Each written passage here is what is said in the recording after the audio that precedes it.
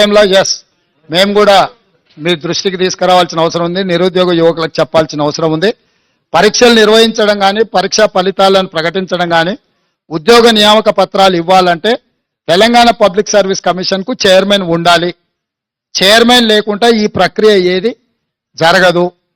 ఇది న్యాయపరంగా చెల్లదు, అక్కడ ఉన్న చట్టం కూడా అనుమతించదు.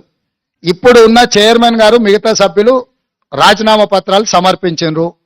గతంలో గవర్నర్ గారికి వచ్చిన ఫిర్యాదుల మేరకు వారు కొన్ని నిర్ణయాలు తీసుకోవడానికి రాష్ట్రపతి అనుమతి అడగడము, రకరకాల వివిధ స్థాయిలలో అవి పెండింగ్లో ఉన్నాయి.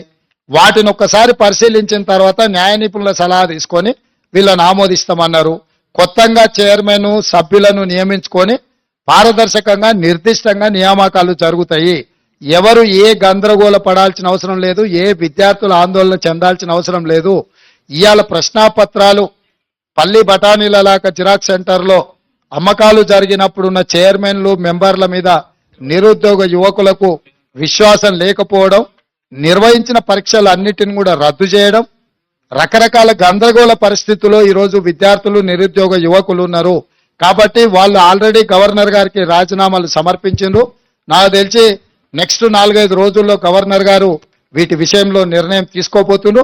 వారు నిర్ణయం తీసుకున్న ఎంబడే వేగంగా కొత్త బోర్డును నియామకాలు చేపడతాము. చేపట్టిన ఎంబడే పోటీ పరీక్షలు నిర్వహిస్తాము. పోటీ పరీక్షల ఫలితాలను ప్రకటించి పారదర్శకంగా సంవత్సరం తిరిగే లోపల డిసెంబర్ 9, 2024 లోపల క్యాలెండర్ డేట్ మేము రిలీజ్ చేసినాము. ఖచ్చితంగా సంవత్సరం తిరిగే లోపల 2 లక్షల ప్రభుత్వ ఉద్యోగ ఖాళీలను భర్తీ చేస్తాము.